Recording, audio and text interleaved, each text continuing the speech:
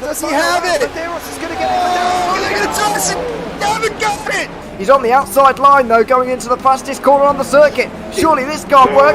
Dominic Ligner has got a sensational run outside line now though for the heavy braking zone. Around the outside goes the Audi R8. Look how much Miller's caught back into play. Exactly. Miller's still start trouble. He's not on second and change. All of a sudden Miller's back in play. Can Barry do it? Big Barry's going to do it. Big Barry!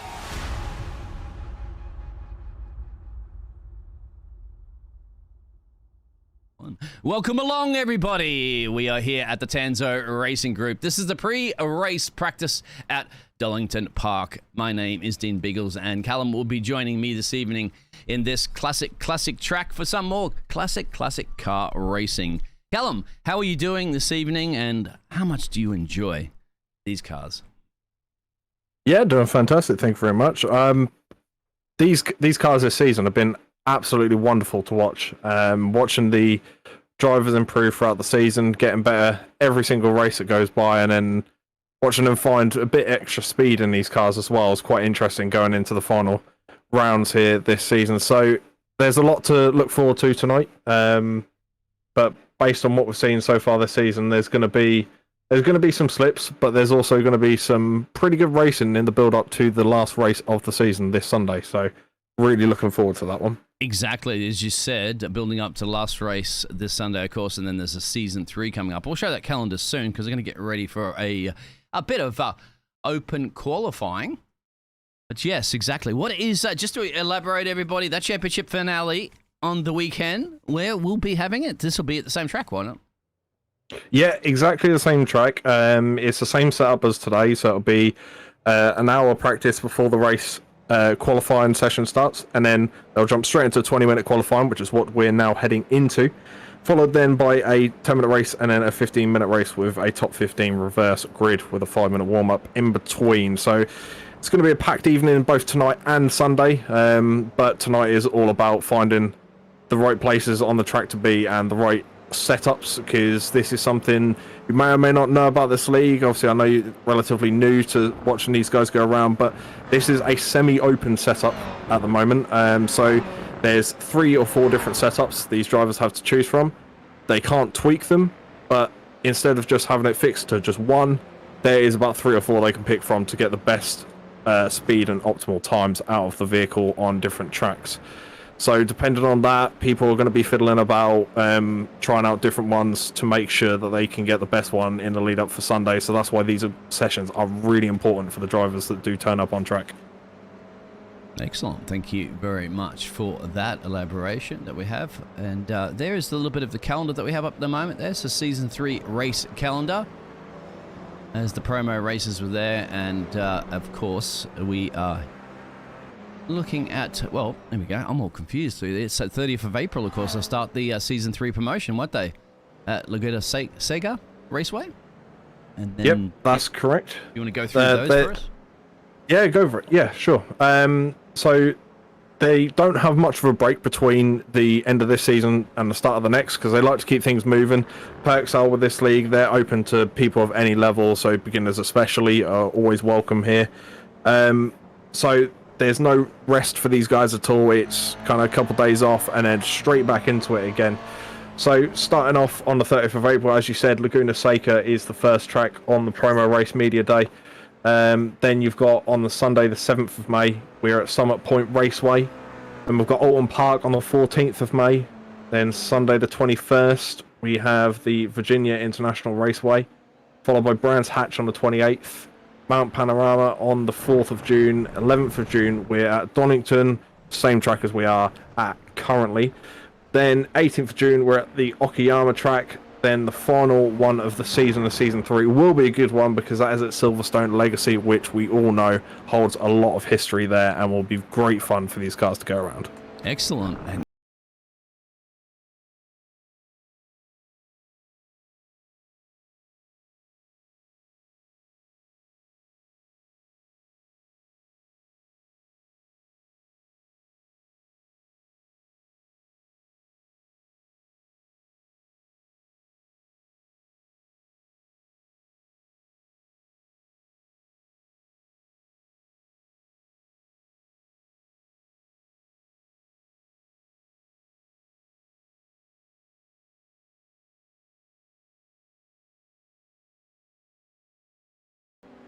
right now. Thank you very much for that calendar. Give everybody a bit of an elaborate. So it's a big qualifying session, of course, dude. 20 minutes, my friends. So a bit of time there. And I was trying to see those times coming up on the timing board too. Second, they should be up there. James looking like to be going a little bit quicker than everybody else. This is 66 machine. Very soon as well. Callum, I'll see if you can give us a hot lap guide. Well, we won't do one at the moment on James because he's already just about to cross the line. Should be up there that set the fastest time in a second too. And it will come up on the screen there. Well, this Scott actually set the fastest time and yeah, there it is. So Stuart and Aaron, they're all coming in thick and fast. Anybody particularly you want to go aboard with? And we'll go, give us a hot lap around here. Let's have a little look at who we have in the session because I know there are a few quick boys out there today. So, I'll let you take a choice of one, but I'll name a couple for you. So we've got either Aaron Kirby, David Smith, or James Bostock. They would be my three kind of go-to for a nice clean lap. Next, I'd probably say Kirby, to be honest, seeing as he's got a fairly decent time up on the board and he's going to be improving on that. So, Aaron Kirby, he's had pace throughout majority of the season, and he's had some really good races in the Positive Perception livery there. But yeah, all right. This man has some serious pace. That is definitely one car to look out for, especially today. That's the AK on the track map. As you can see, it's the blue highlighted dot. And he's making his way around the craziest of craziest hairpins, isn't it? It's basically just turn it around, just rotate the car and turn it the opposite direction. And it's, and obviously I've taken opportunities to be two for now. But we'll definitely ride on board. And the very first time that I'll be casting with you, Callum, so I'll be enjoying a hot lap. I'm going to ride shotgun with you on this one, so let's see how this man can handle it.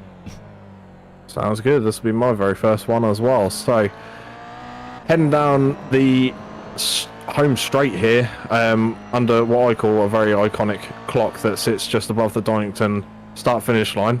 Oh, Kirby's letting off the gas, I think giving a bit of space to the guys ahead.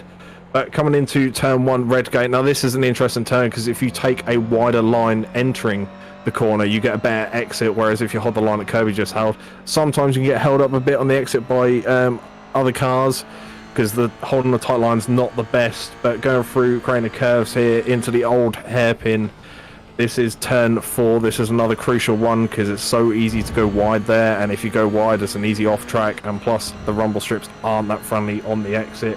Just under Starkey's bridge there, heading into McLean's. This right-hand turner again, it's a slightly difficult one to judge because, again, the exit, as you can see there from Kirby, you can easily send it wide. Coppice is arguably one of the hardest corners on the track. This blind right-hander, you don't see it till last second, but then it's just absolutely flat out up until you get down to the S's just down here, which can be a bit of a suicide mission depending on your entrance to these corners. The exit is pretty much the same no matter however you enter it.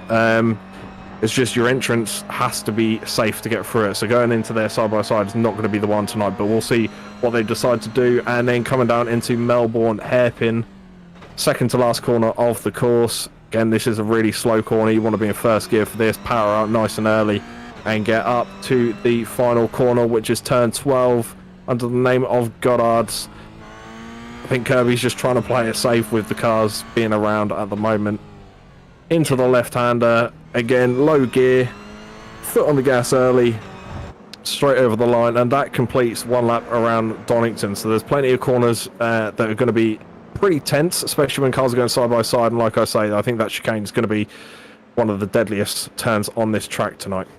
Excellent. Thank you very much for that. That was great. And Kirby, mate, next time, scripted, okay? It's in the race notes. We got it down here. Kirby gives us a hot lap presented by Callum. That's what I got on the notes here. So, Kirby, you didn't read that script, my friend. Of course, the drivers don't know. We're just making that up.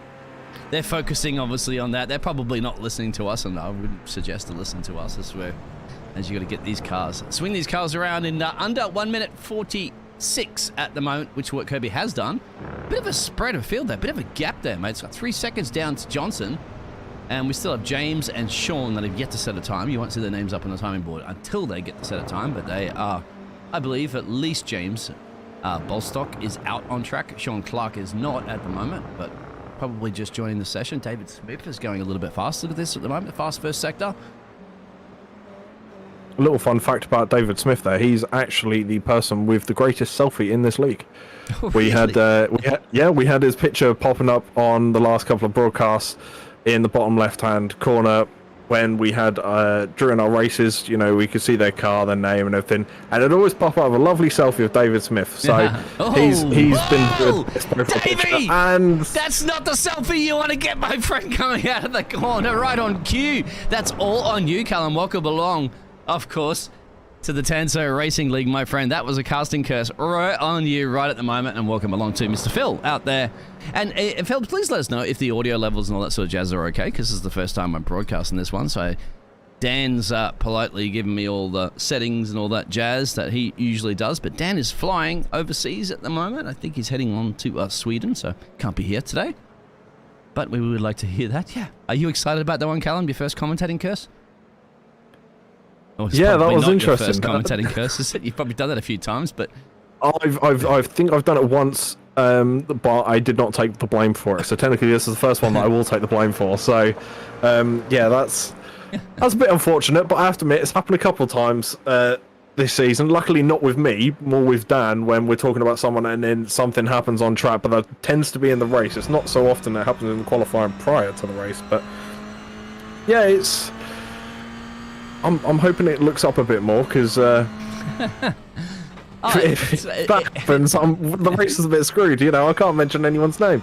You're allowed to. We have those. We get 3 commentating. It's almost like a fast repair, right, for drivers.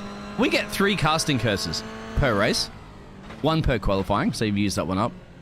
And yeah, but by the way, speaking of that itself, my friend, because once again, as I said, I'm relatively new to this. Do they have any fast repairs during the race? So, yes, I believe they do. Like I said a bit earlier on, this league is more aimed towards the beginners of iRacing. So if you're looking at just getting into a league or anything like that, this is one of the better leagues to jump straight into because it gives you a feeling of how the leagues are going to be rather than jumping into some of the ones where you may be a bit out of your depth. So this is always a good starter place. Originally, they had the damage turned off completely. They've recently turned it on, and I believe they do have a fast repair. I'm not too sure how many they have. I think it may just be 1. I think that's just kept as it is. But when these cars do collide, unless it's a very heavy impact or directly on the wheelbase, it's not that much performance damaging with these vehicles. So unless you're going straight into the back at someone at high speed because you missed your braking point, or you've collided your front left or front right wheel into the wall, if there's not one of those scenarios, normally they do tend to carry on because the damage isn't too extensive, so they shouldn't need many fast repairs. But I believe they do have at least 1 in these sessions. Thank you very much for elaborating that. As you said, so it's a relatively, a friendly, open league for drivers that want to get the taste of iRacing, no doubt, and the taste of these cars are free. This is actually the very first time I've managed to cast these cars. I believe not. I had to actually download them, and then even have these cars. But you mentioned to me, you said, "Hey, they're free." I'm like, "Huh, nothing's better than free, is it?" And that looked like they are a bundle of joy to drive. Now, I'm not a driver, my friend. I can't do it on keyboard and mouse. I don't have a controller. I don't have a rig set up for that. I relate to the professionals to do that. But these cars, just explain, like how much fun are they to drive? And they're free, right? So why not give them a spin? So a lot of people tend to say this is a bit like a performance enhanced Mazda, really. They're very fun to drive. I'm still learning the capabilities of the grip, but from what I've been told by a couple of people who have alien speed in these vehicles, that they can really take punishment that the driver puts on them throughout the corners. So you can go into corners a lot quicker, and the car will easily hold the grip, or enough grip through the corner to take it, maybe that few extra miles an hour quicker than you normally would, or kilometers an hour, depending on what you're working. So these vehicles are very nice when it comes to cornering. Straight lines, obviously they're beautiful things. Slipstream is the main thing with these, or drafting. when you're close enough, that's crucial for these vehicles, and they're nice and easy to learn.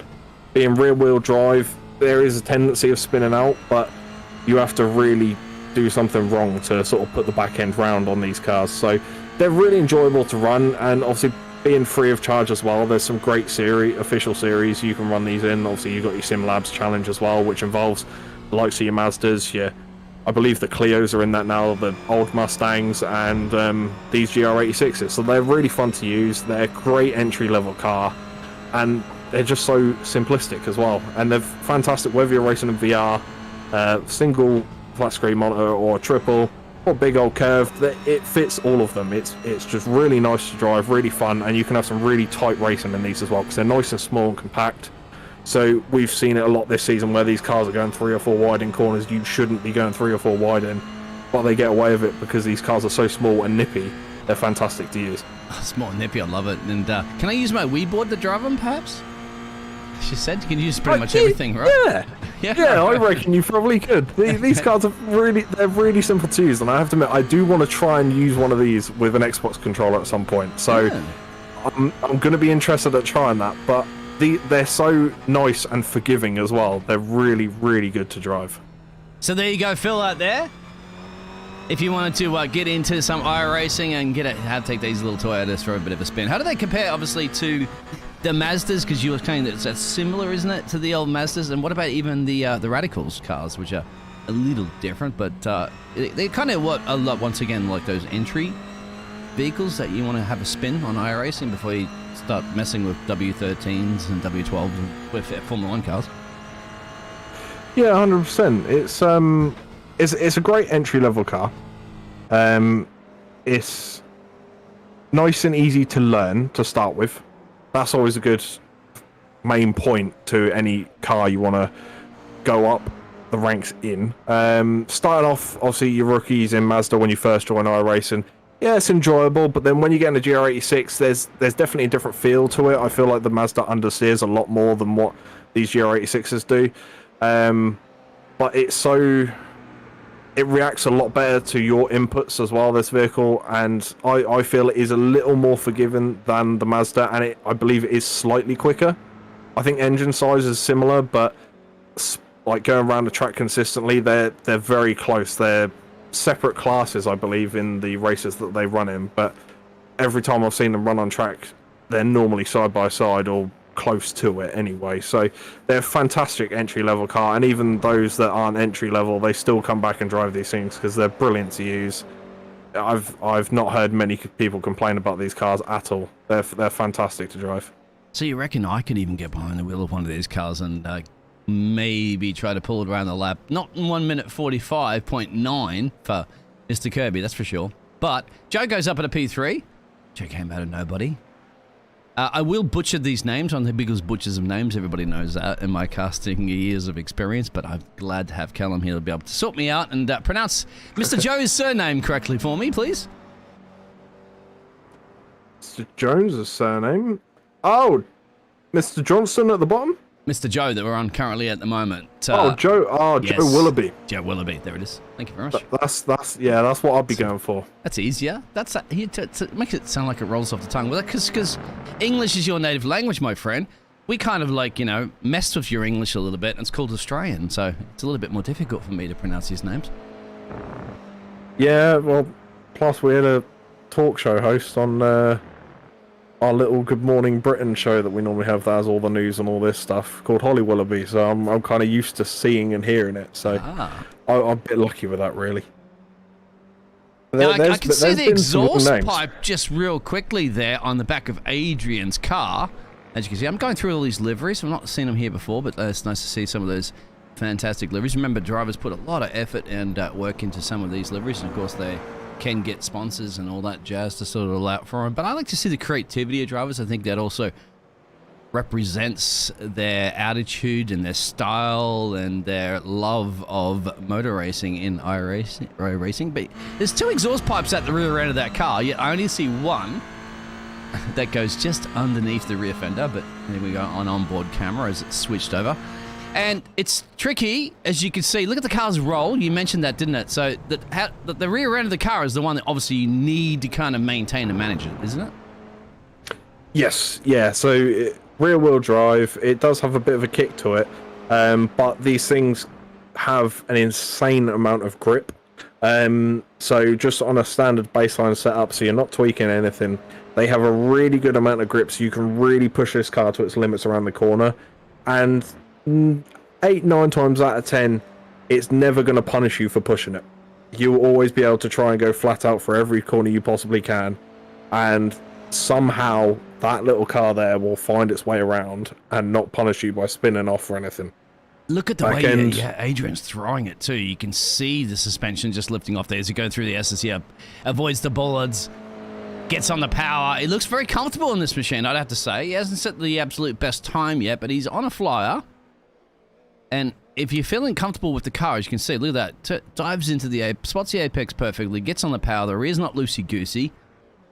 He's feeling comfortable. Maybe it's just a little bit too slower for me, but he looks like he's handling this thing on rails. I mean, the main thing is a clean race as well, because it may not be the quickest laps, but with some of the races we've seen before, racing's so tight that you do have a couple of people that have knocked each other off the track or something like that. So Adrian, just going up a couple of places there, actually posting a 148.1, could actually get a good position here if he keeps it consistent around the track like he has been. Could finish potentially podium if there's a few incidents up the top of the field. Absolutely correct on that one. Yeah, good call. There's those good results for you to go through. Phil says, I have a Clio ready for next season too. I'm not quite sure what you mean by that one, Phil, but we'll reel out one in a second. Callum, the grid order for us, please. Yes, so just before we kick off here, we've got Aaron Kirby being in the pole position, David Smith in P2 with Joe Willoughby P3, James Bostock following that, just outside the podium in P4, Scott Kostrick in P5, car number 44, Marcus Richardson in P6, Stuart Briley, car number 99 in P7, Adrian Hadfield in P8, Sean Clark P9, Johnston in P10, and Stephen Derrick in P11. You got an easy one, my friend. 11 cars to go through rather than like 50 or 60 of them that James had to go through the other day. Of course, and James is the boss man of the JP Broadcasting Network, so make sure you hit the likes and subscribe. I know Phil has. We love Phil. Phil's been around, I think, since the birth of JP Broadcasting, so it's good to see everybody coming back and enjoying it. We are a family, and I got all my friends with me. I'm going to sing a song, am I? I'm getting all into this. I'm getting pumped. I'm getting hyped, my friend. This is my very first introduction to these Toyotas. It's going to be exciting. What do you think about this race? You think they're going to... It is a, as you said, well, we know it's a practice session for the main event on the weekend. However, you got to take it a little bit more risks, aren't you? I'd say at this point because of that very reason. Yeah, because these guys know that there's no points on the table and there's nothing to sort of lose in a way. These guys probably will be sending it around this track, and being it's the last round of the season as well, these guys know it's the last round as well, so they're fully aware that there's no points on the line. It's the last round that they'll get to just chill out and have a good race. So I'm expecting to see some full sends this race, but hopefully they're clean. Hopefully we don't see much contact, but you know what commentators curse us like, so we'll see what happens. But yeah, getting underway here. Hopefully everything runs smoothly going into the first couple of turns. Like I say, turn one's the most dangerous one because depending on your line, depends on your exit, and if some people struggle on their exit, it could be a bit of bumper to bumper first thing. Well, remember, you got 3 casting curses available at your disposal, so choose them wisely.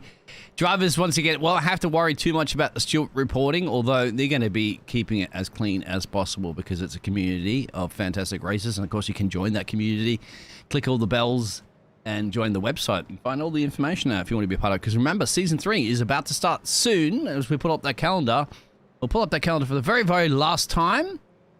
And you'll have to actually let me know when that pace car's about to peel in. But there's the calendar, of course. So get ready and sign up there if you want to be there for the promotional races. There you go. Pace car is in. Let's go racing. Up to you. Over to you, my friend. Call the race start. Perfect. Right. So we've got Aaron Kirby leading off, getting a fantastic start, to be fair. Looks like on David Smith there in P2.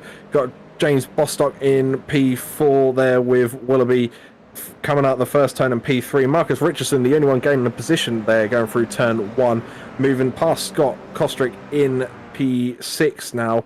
So he's got into the top 5. Fantastic start though from Kirby, as he's done throughout the season, going into the final rounds of the season here. He's not let off at all, still getting fantastic starts off the line.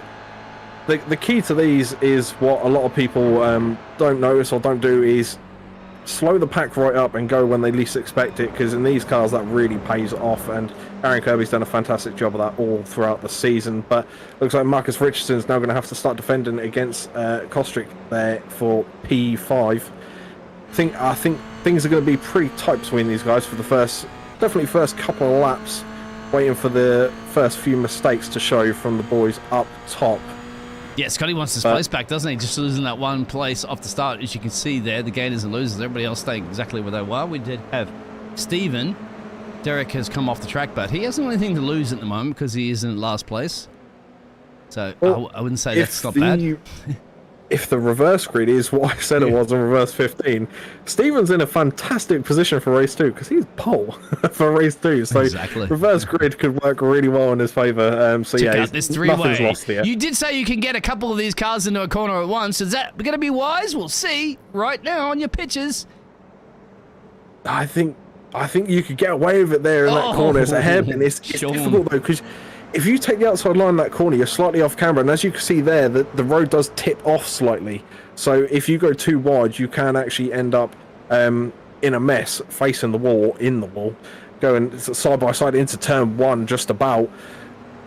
It's not the turn I'd recommend side by side in, but these guys, they know nothing's on the line, so it's the best time to try it now, ready for Sunday, so they know where they can and can't make these moves. Marcus Richardson is still doing a good job though, holding off in P5. Scott, arguably, me and Dan made a decision a couple of weeks back, and we said that Scott Kostrick does have the best livery in our opinion in this league. We do like the little comic look of it, we have to admit.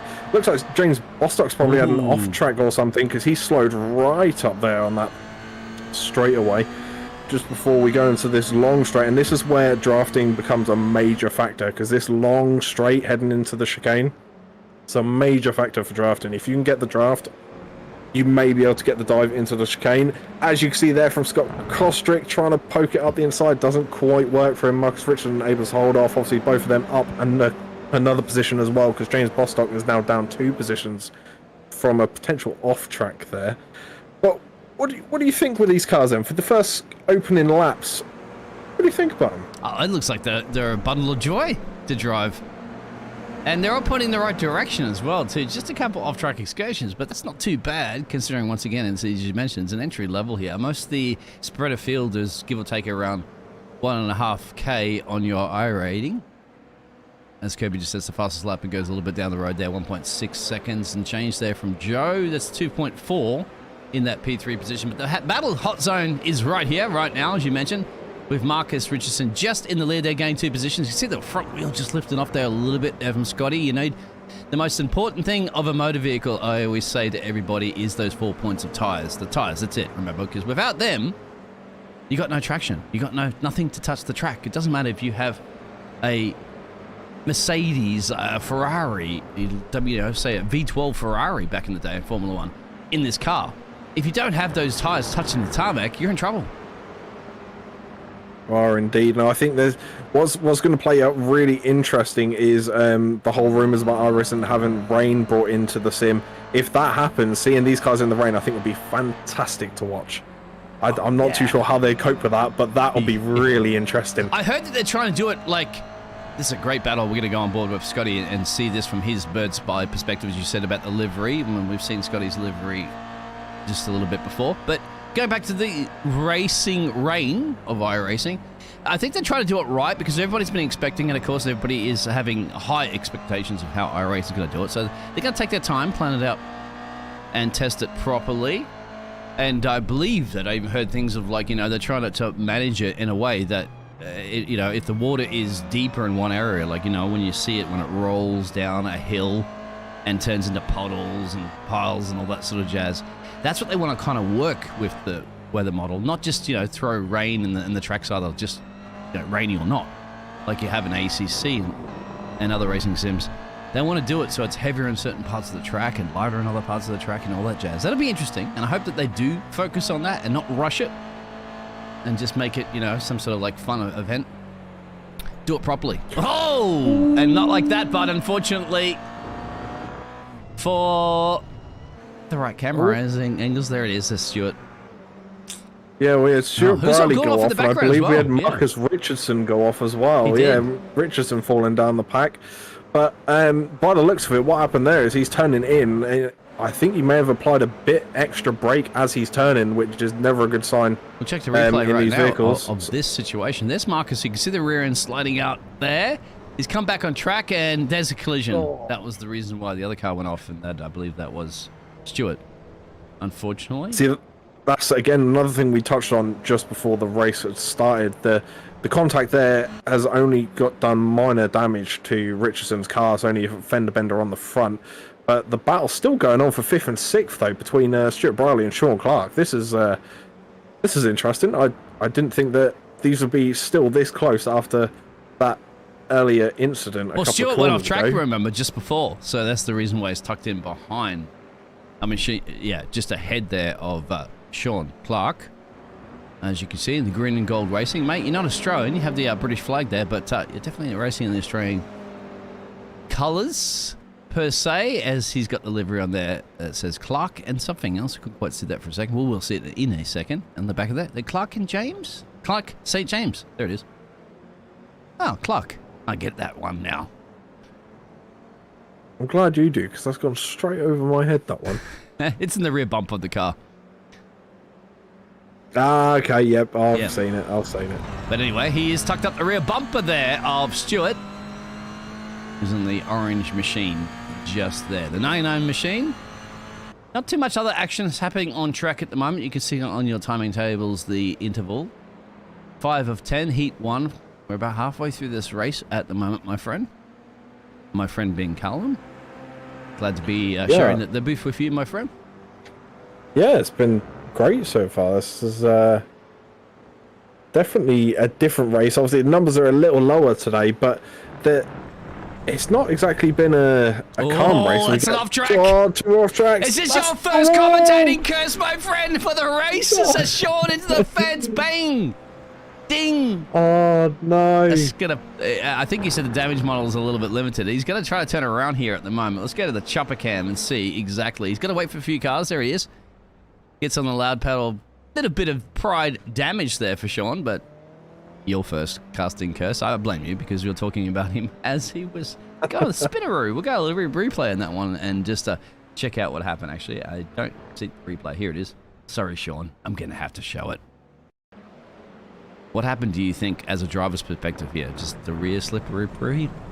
It was the exact thing I mentioned on the hot lap. It's that corner's dangerous because you get on the accelerator too early and you're sending yourself wide. And both the cars did it.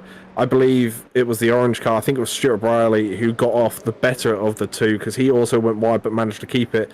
There's the best selfie in the league down there in the bottom left corner. David! That's the one that I was on about. That man's got the best profile picture in the league. The selfie of the league. That's fantastic to see. Always got a smile on his face, no matter what. That's is he? I wonder if David's a bald brother or if he just shaves his head. Because I'm a bald man, Mr. David. So gotta stick up for my bald brothers. But whether you are actually bald or you just like to shave your head, either way, good-looking man and good-looking selfie. He is, and he's got some good-looking times out on track as well, holding the second position, nice and smooth. Plenty of time between him and Joe Willoughby. Obviously, Aaron Kirby's disappeared off into the sunset. Be claiming that white flag lap sometime soon over the next sort of maybe next lap or two. So it's going to be, looks like your winner will be Aaron Kirby again for this first race. But the reverse grid is going to be very interesting because if it is, like I said, the top 15, hopefully it's not top 10. I'm pretty sure I was told it's top 15. That means the whole grid will be back to front, and that's going to make the racing a lot more interesting. Yeah, it'll actually make Sean Clark's little spinneroo before there worthwhile at the end of the day, won't it? Because it almost. Some would say that he's done it on purpose. That's a guaranteed pole position. So didn't look like on purpose. It looked like we were struggling with the car, but yeah, imagine. I'm just looking at Aaron Kirby's livery here at the moment, and that's positive something on there, Mr. Aaron, and we'll get to see that in a second because he's done with the race. And here's our race wheel. Positive perception. Well, it is definitely positive perception, my friend. That is the name of the team that broadcasts the Sundays at the moment, fantastic. For this season. Excellent. So I think we'll see that on some of the sun strips on some of these cars. But you've got David Smith coming over the line in P2 at the minute, followed by Joe Willoughby, just holding off Scott Kostrick for a good couple of laps there towards the end. They were definitely pretty close together. Got the black and orange livery there of Stuart Briley, who obviously came off the better when he went wide just a couple of laps ago. Marcus Richardson not gained any places, not lost any places, finishes where he started in P6. James Bostock down 3 positions, coming over the line in P7, then followed by... Oh, did John get him at the line? I think Johnson just got him at the line. Johnson did get him at the line. You're absolutely correct on that one.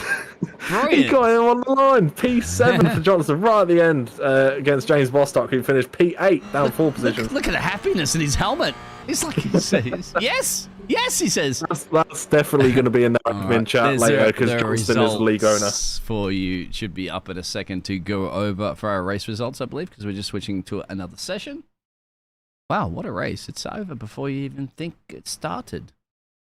I know, yeah, the races are a little shorter, I have to admit, than what I'm normally used to either seeing or taking part in, but it kind of adds a little spice to it, I have to admit. I do quite like it. It's different.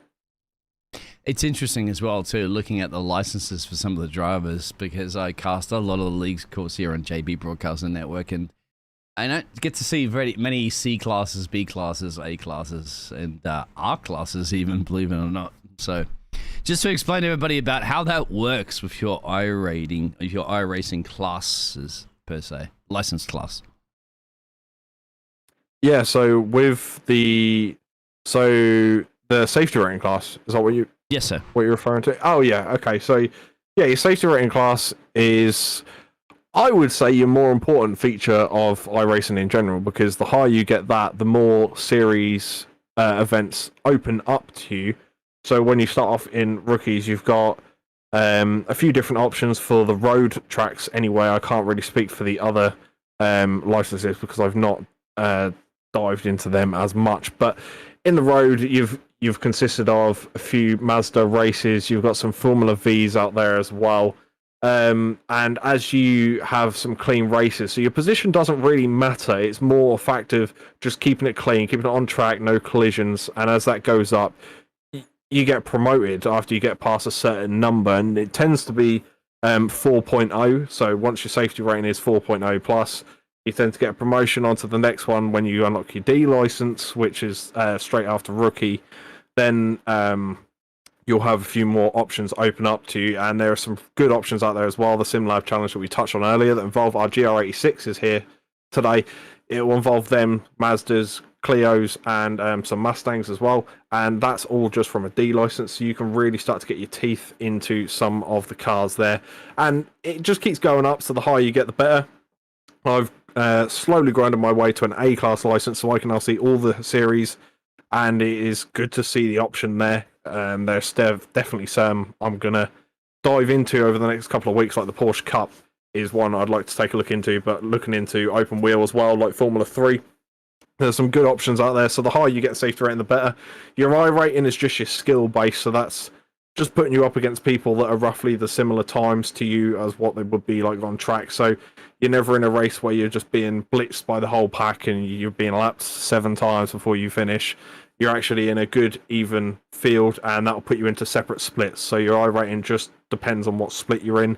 There's nothing major unless you're going for your pro license or anything like that, anything high, but until then, I won't worry too much about your I rating. It's more the focus on safety rating. Be safe and just enjoy yourself, because the safer you are and the safer you are going around the track, the quicker you are going to be naturally. You'll just slowly pick it up, and I've had to learn that the hard way. But that is a good way to bit of a long-winded way, but a good way to explain how the safety rating system works on iRacing anyway. But in terms of the leagues, it doesn't really take effect in these leagues. There are some where you have minimum requirements, but Tanso's a good one because you can beat any rating in the world and you are welcome. Yeah, thank you very much for that. And you can join up to the Tanso-racing.co.uk. And even Phil said that I can even race here as a rookie. Yes, but no, my friend. I'm too busy casting. I enjoy the other drivers doing all the hard work. I sit up here in the air-conditioned casting booth and watch them sweat it out on track. Also, as you mentioned as well, this is a great, once again, entry league, you have to say, in community, because you were mentioning, hey, you know, as you get better and as you progress with your licenses and as you progress as a driver and get more experience, you've also got the GT3 leagues that we cast here on JB Broadcasting Network. We've also got the other cars. We've got, you know, IMSA series, you've got hypercars, you got Formula One, you got anything really that tickles your fancy, and there's a way to get a connection community together. So whatever fits your time zone too, as well, because we cover many time zones around the world. So there you go, mate. Maybe I'll be broadcasting you in one of those GT3s or any of the other cars of your choice in the future. We're just waiting for these cars at the moment too in a warm-up session. Unfortunately, those race results did not come up for some crazy reason, and we're still down to about 3 seconds, I believe, of a little bit of a warm-up session before we go to our next feature. And that'll be the last race of the night as well. So this is the last chance that these racers will have on track for testing when it comes to Sunday, when it is all down to the points. Well, there's that grid too, so you can go through that one with the reverse flip, as you mentioned. Yes, here we go. So we've got a full reverse grid, just as I thought. So it is the top 15, but obviously we've only got 11 cars on track, so everyone is reversed. Sean Clark starts in your pole position with Adrian Hadfield in P2 there, ending off the podium positions. You've got Stephen Derrick. Then you've got James Bostock just outside the podium spots in P4. Johnston in P5 with Richardson in P6. Stuart Briley, car number 99 in P7. Kostrick in P8. Joe Willoughby, P9. David Smith, the man with the best selfie, is in P10 with your quickest car of race number 1. Aaron Kirby, car number 117, P11th and back of the grid. So he is going to be looking to push early doors and get up the field as quick as possible. Oh, quick as possible is going to be the best way possible as the drivers. A couple of them are flicking, a little bit of blinking. You see the blinking on the screen. That just means there's some sort of connection issues. They're trying to load themselves into the formation lap. And welcome along if you are tuning in and you'll be watching this one back. Hello. Oh, so I don't think some of the cars made it to the grid. Whether they're starting from the pits or they didn't make it at all. Because Adrian Hadfield, who's holding up the pack there, is actually leading, I believe. Yes. Because I recognise the green bonnet or hood of the vehicle, because I believe Adrian's, if I'm not mistaken, there's 2 liveries that look identical. One has the green bonnet, and there's one with the blue bonnet. Now, the blue bonnet one isn't here, but let me check my notes. Yes, the green bonnet is Adrian Hadfield, and the blue bonnet is Ayrton Hadfield. Both father and son. So that's the difference between the bonnets for those, to help commentators tell them apart. But there's only one here today anyway. They're gone. They're gone.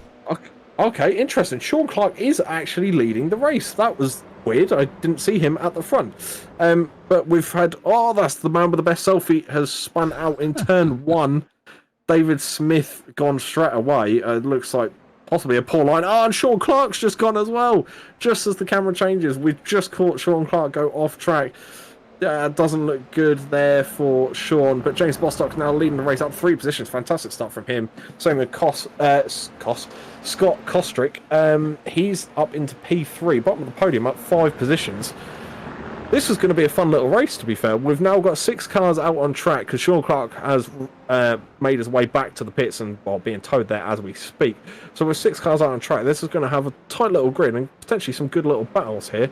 I'll tell a lie, I've completely forgot. David Smith did have a spin out, but that boy does have some pace, so I reckon he is going to catch this pack up pretty damn quickly and going to be able to get in amongst it. as we have the top 3 here coming into the chicane before the last 2 turns of the course, getting quite close there on the bumper of Adrian Hadfield.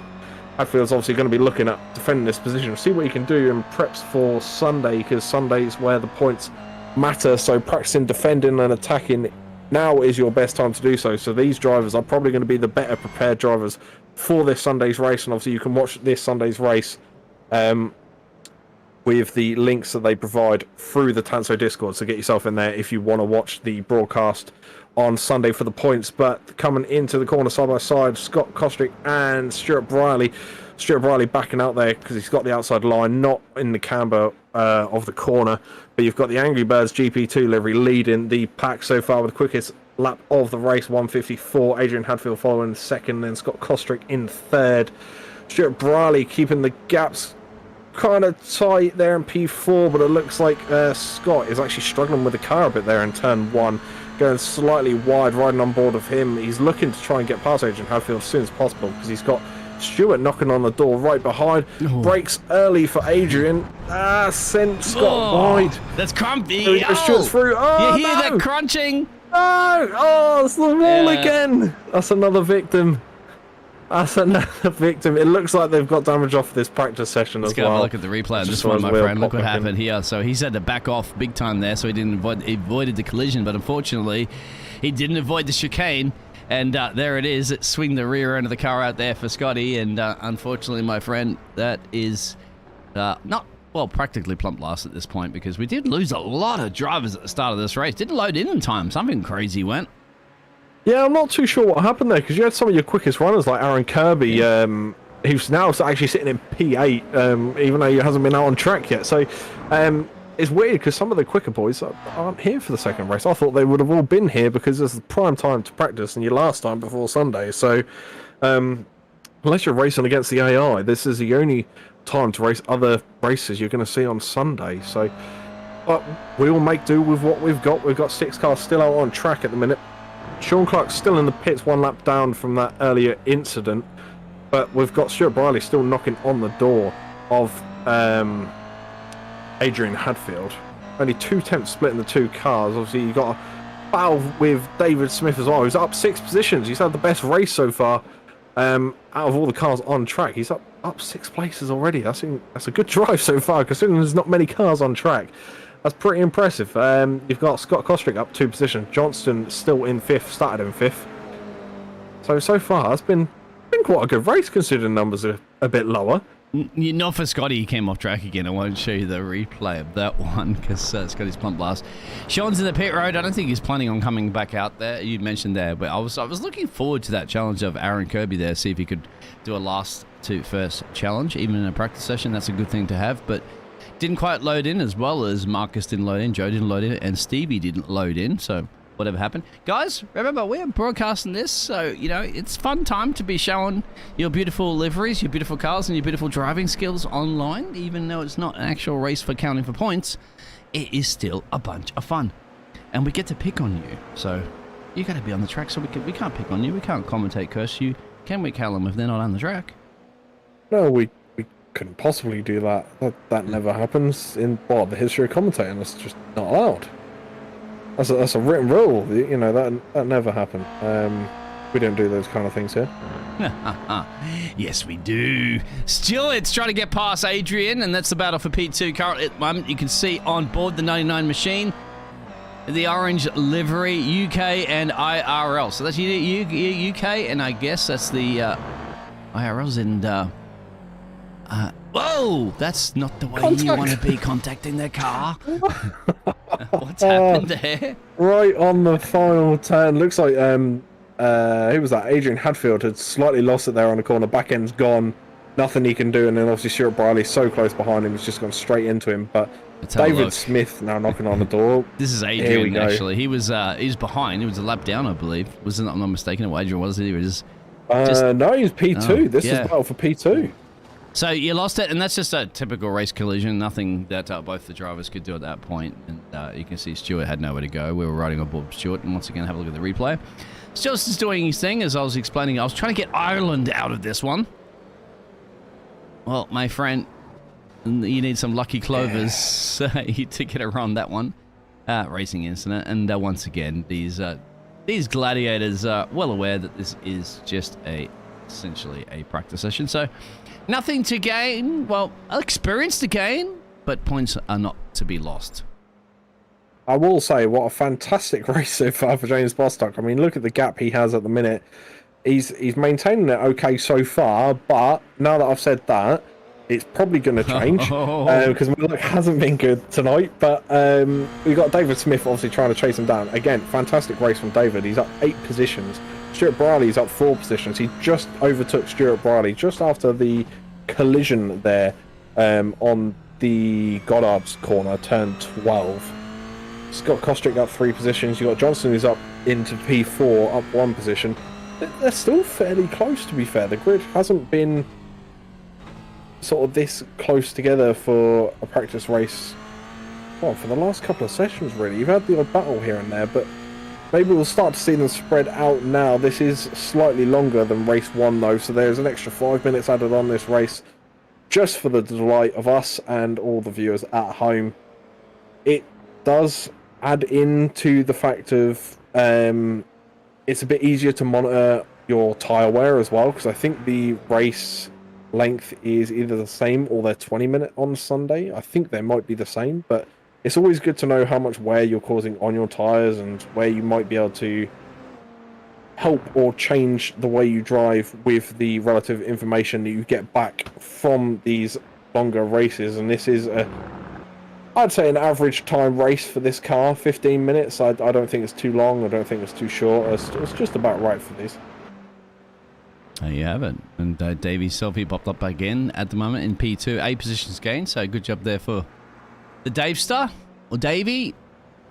Just behind him, Stuart and Mr. JT Johnson, as well as Scotty and Adrian on the field. Everybody else is out of this race at the moment and practice session, electing not to go out there and use that track time to your advantage. I would. And just a question to you as well, too, Callum. Have you ever being in the UK, have you ever been to this track in person? I've never been to this track. Now, I've only ever been to one of the UK tracks, but unfortunately it never makes it onto any series. So I can't say that, you know, I've seen my track and I've raced it and I raced it now. I've been there in real life as well. But my track I've been to is Snetterton. But that never seems to make it into... I've never heard of this. What track is this? Snetterton is a fantastic track. It's based in Norfolk near the Lotus factory, actually. And it's a really, really nice track. Fairly flat though. It's not that fun when it comes to altitude changes, but it's a nice track to drive around, I have to admit. 3 different layouts. All layouts are pretty fun to drive. Some good viewing spots around the track, but I'm actually going there again this Sunday, so I'm looking forward to that. See the Triumphs, TVRs and things go around this Sunday, so that'll be fun. Are you casting it? I'm not. Oh. No, I'm not. But it's it's a little birthday gift for my grandfather, actually, so we'll be going nice. there. Well, happy birthday in advance, of course. That'd be great. And nothing like a racetrack for a birthday. Yes, and especially in the cars that he used to drive as well, and he used to own when he was my age. So So yeah, we have a little bit of time, of course, because there's a bit of a gap there. Stuart's actually gone off track, so... no, Stewie, what have you done, my friend? We'll have a look at the replay of this one. So, where's he? What do you think he's dropped it before we even get into the same thing here? There. Yep, that's... what turn is that? The notorious one. That's the... By the way, that's the place you want to set your folding chair up and watch the race, wouldn't it? Here on this track. That's where the action's been. So that's coming out of Craner Curves and going into the old hairpin. So the exit there he's gone wide on is the exit of the old hairpin. This is the old hairpin here, the turn 4. This is how easy it is to go wide. You can see there. Oh, in fact, no, sorry. This is a bit further on, actually. Yeah, hang on. We're going to go back on watch the onboard. There we go. This is Stuart Briley going wide out of the old hairpin, and it does the same thing no matter what car you're in, no matter what race you're in. It does exactly the same thing. Oh. Whether you're in a Clio GT3, doesn't matter what car you're in, it's going to do the same thing every time. You go wide there, it's the same outcome, unfortunately. Well, he's got pressure now from Adrian because of that. So Adrian's smelling blood in the waters. Well, smelling blood in the island of the United Kingdom here. in Donington Park. Go back to, let's have a look at that little bit of off-track excursion, I think. So as you can see up the road there, Stuart's still struggling to get the grass off his tyres. Going back to your, did you say grandfather? No, it sounds like he was an old motor racer.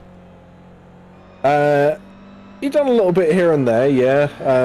But he had so many cars as well on the road for general racing, for general driving, shall I say, as his daily drivers, and a lot of them now were race cars in classic series and things like that. So you've got your Triumphs, your TVRs, your MGB midgets and things. So there's a lot of cars out there that he'll sit there and he'll tell me, oh yeah, I used to have one of them and things like that. And yeah, it's quite nice to turn around and say, well, yeah, you may have had one of them. We're going to see one of them race soon, so you'll be seeing that go, 70 plus miles an hour around the track. So yeah, looking forward to that. It'll be really They fun. probably didn't wear helmets and seatbelts back in the day as well, too. Thanks for the safety.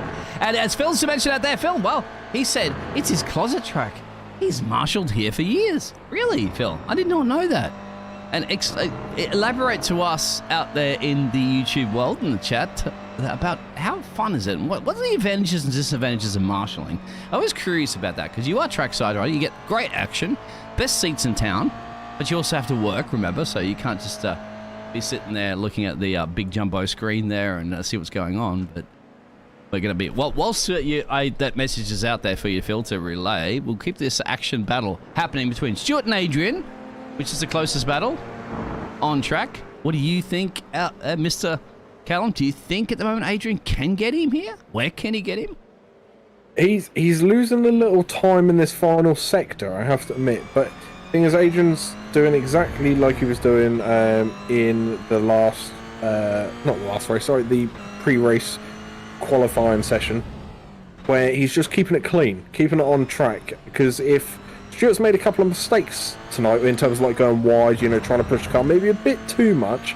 So he's probably just trying to keep close, keep it on the track, and maybe able to pounce on one of those mistakes if he can force Stuart into a mistake. If he gets close enough, if not, if Stuart casts his own demise, then maybe he can pounce on that. But Stuart has gone wide a couple of times, is actually into the corner that he's coming up to now. So we'll see how he handles it this time. Hopefully pretty well. There's not much pressure from Adrian at this moment in time, but you can see Adrian has closed down the gap by 3/10 there already in the first couple of turns.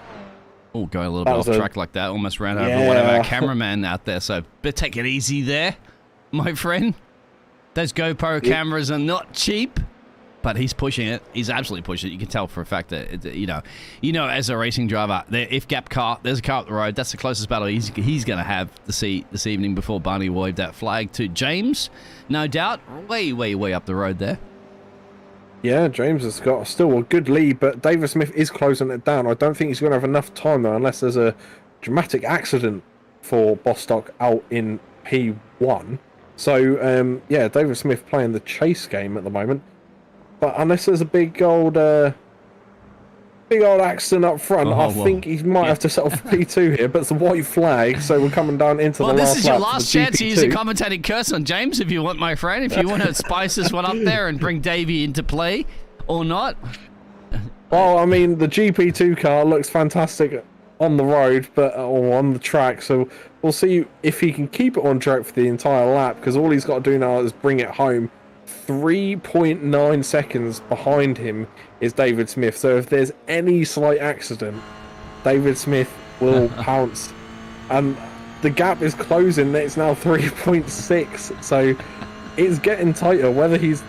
I'm hoping he's not letting off here on purpose, but I think David Smith just has such good pace at the minute through this middle it's going to be a sector miracle if he can shave 3.6 seconds in the dying stages of this race. I'll show you the track map as well, if I can find it somewhere around here. Yeah, there it is. So you can see how close he's basically got one sector to do the magicable magic. You say you got magic tricks, pull them out. There's rabbits in that hat. What's in that car, David? What's in it? 3.6 seconds. I don't think it's going to be possible, but you never know. If James cracks under the pressure, he's only got literally 2 more corners to go, my friend. He's got the Melbourne hairpin that he's approaching now, and then he's into Goddard's to the final turn. before he takes the checker flag of this race. And there's only 3.13 seconds flat now separating the two cars.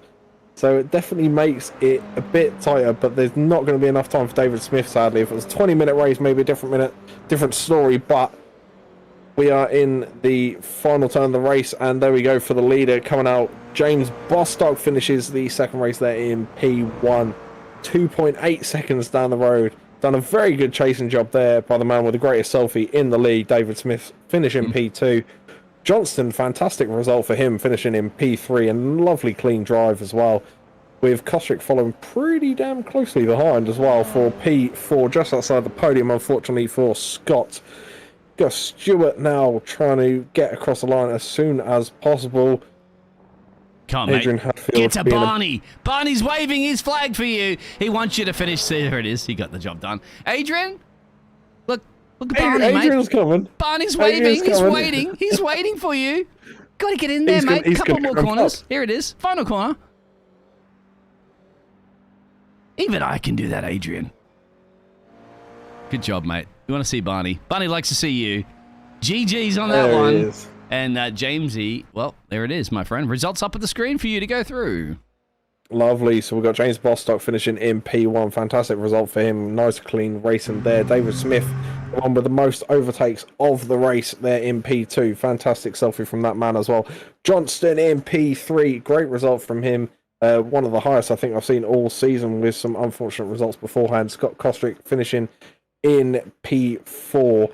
You've got Stuart Briley in P5, Adrian Hadfield P6, Sean Clark, in P7 with an early retirement into the pits. Stephen Derrick, who didn't make it on track, P8. Same with Richardson in P9. Same with Joe Wallaby in P10, and Aaron Kirby finishing off the grid in P11. Sadly, those bottom four cars did not make it out on track. Shame there, but we had some good racing though between the cars that were out there.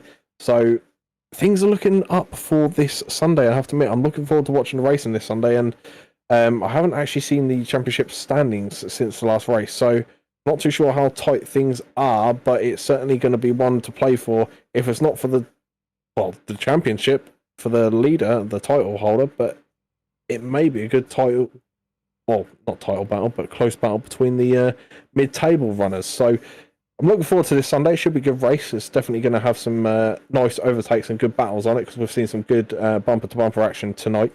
So, yeah, I mean, all in all, what did you think of the car? I loved it. I thought it was great. I mean, even though it is basically essentially a practice session, so but it's a teaser, isn't it? It's definitely a teaser as to what's going to be coming up on the weekend. I don't have those championship standings for you, unfortunately, but go to that tanso-racing.co.uk. You're going to find that information, of course, and join in the Discord if you want to be asking all those questions about those standings. And before we wrap it up there, I wanted to go through, of course, in the fantastic chatters out there, the community that supports JB Broadcasting and supports this fantastic league. Stuart was talking about IFGAP car. Yes, exactly. But going back to Phil's question, because I did ask Phil, and he said, I'll read this one out. The most fabulous thing he did when the BBC were broadcasting a race from here, and this track he's referring to, a car went into the gravel track and hit the wall and jumped over the wall to help. And I tripped getting over the wall and tripped in front of the cameras, climbing over the wall.